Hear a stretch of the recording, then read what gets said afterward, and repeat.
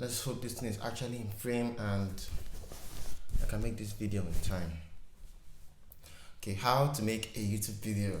5, 4, 3, 2, 1.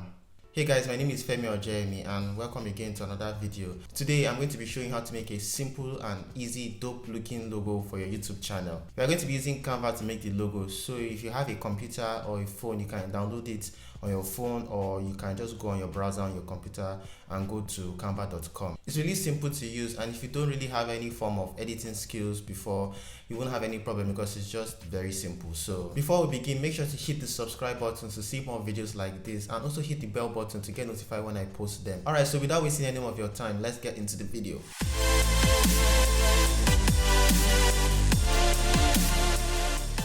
Okay, so to get started, head over to canva.com on your computer, or you can download the app on your phone, either iOS or Android.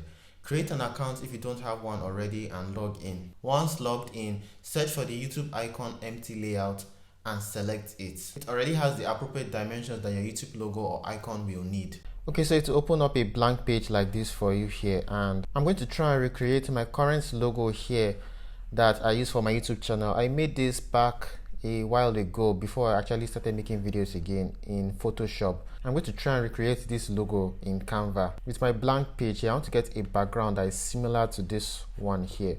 So I'm going to go over to the Elements tab and look for a shape. So I'm just going to go for this blank rectangle square shape. So I'll just stretch it out to cover the entire canvas. But this isn't the color I'm after, so I'm going to look for a color similar to this turquoise green. So what I'm going to do is to go over to this site, this flat UI's color. It's a great site for getting already picked out colors on a palette, so you don't have to go around a color wheel searching for that perfect color that will blend with something you like. So I already found one that I like under this German palette. I'll select it and go for the maximum blue green. It's similar to this color here, or it's the one I could find that was the most similar. So I'm going to press copy, and what it's doing is that it's to copy the color code into my clipboard. So I'm going to go back into my Canva now and click this button here to paste the color.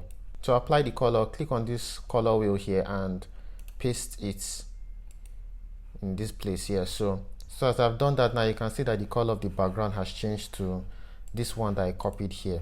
Next, I have to get a shape similar to this circle donut hole here. This is actually an O that represents my initials, but what I'm going to do is to get a shape similar to the O letter. So I'll go back to Elements again and go under Shapes, click on See All. Then I'll scroll down and look for something that looks like the donut shape. Okay, so I found one here, this one. So I'll click on it and it will bring this shape for me on my canvas. What I'm going to do is to try and center it in the middle, so I'll just keep moving it, and these grid lines will appear to help me guide it to the center. So when I see it like this, I know it's in the center. Leave it. Next, I have to change the color. I'll click on this button here once more and change it to white. After I've changed the color, the next thing to do is to get this shadow here that looks like light is shining from here, casting a shadow on the O to produce the shadow.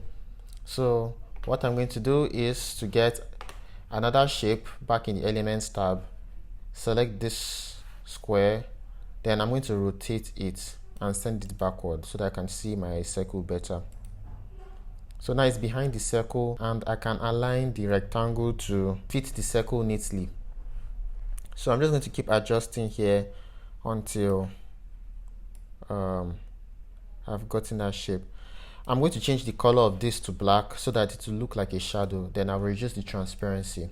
So I've changed it to black now here, and I'll come over to this place that says transparency and reduce it to about 30 or so. So I think 30 is okay. I'll increase it a bit, maybe to like 30, 35.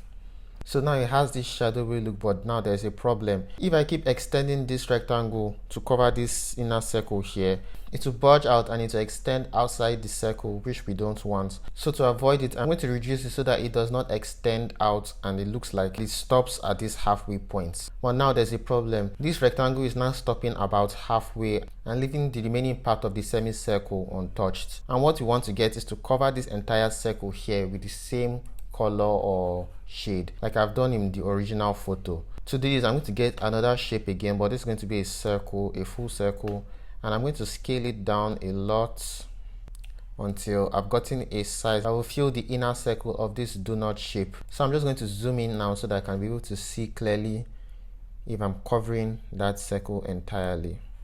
So it looks like I've covered it up nicely. Now what I'm going to do is to change the color of this circle to black and change the transparency to the same as I did with this rectangle. So I'll click this transparency button and reduce it to the same 35. So reducing the transparency now, I noticed that the circle is not properly seated inside this inner circle here. So I'm going to have to adjust it and put it back in the center to see how it looks. I think now, okay, maybe if I reduce it a bit again, just a bit, and I center it back. Okay, so I think I have covered the circle properly now and it looks really clean. So I'm going to zoom out, but even as I have reduced the transparency of this circle to cover this untouched part, it's still looking uneven. So what I'm going to do now is to duplicate the circle and take back the transparency to 100. Then I'll change the color to the background here. Then I'll take the circle and fit it in that space back and right click on it, then send it backward. So what I did was to duplicate this circle here and get the same color of the background, then send it one layer behind the transparent layer I created here. So that's why it looks even now. So now I can see that this looks pretty close to what my original logo looks like. But if you notice, there's like a gradient of like radial glow to the photo. So I'm going to try and add that to this one here, but we are really limited compared to Photoshop. But I'm still going to try and work my way around. So in this same elements tab, I'm going to scroll down and look for gradients. Then I'll select see all. I'm just going to look for something that looks like a gradient and radial. So I'm just going to select this since it has gradients features and it's round. You can see it's like pink and peach or so. So what I'm going to do is to change the color to the same background. And if you look up here, instead of one, there are 3 different color icons. Those are for the gradients. So I'll select the first one and change it to green, the same green of our background. Select the second one. I want a little whiter energy, so I'll select white, and the last one I think I'll select green again.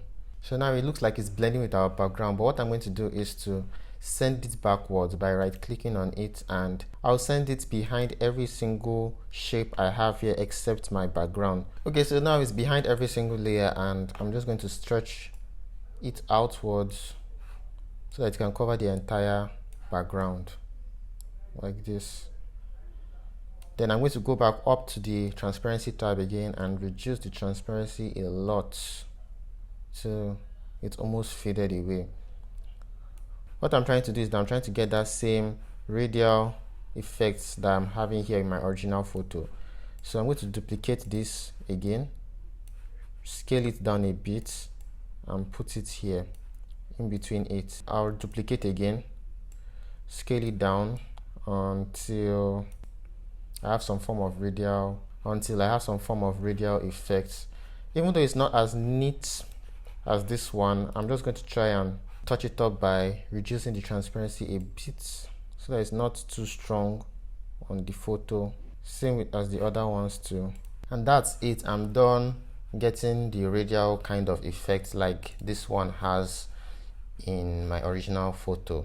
So I think I did a pretty good job trying to replicate this is my original logo here. It's just that the background of the image isn't quite the same as this one, but I was able to do most of what I was able to do here with this picture in Photoshop, in Canva with limited tools, and get the same kind of effects. Alright guys, so that was it for this video. It was a very simple and easy tutorial, and I hope you realize that you don't need all those expensive photo editing softwares like maybe Photoshop and all those other ones. So you can just use Canva, and it's very simple. You can edit your YouTube thumbnails, your logos, and other kinds of things. So it's a great tool. So if you enjoyed this video, make sure to give it a like, hit the subscribe button for more videos like this. Thanks for watching guys, and I'll see you in the next one.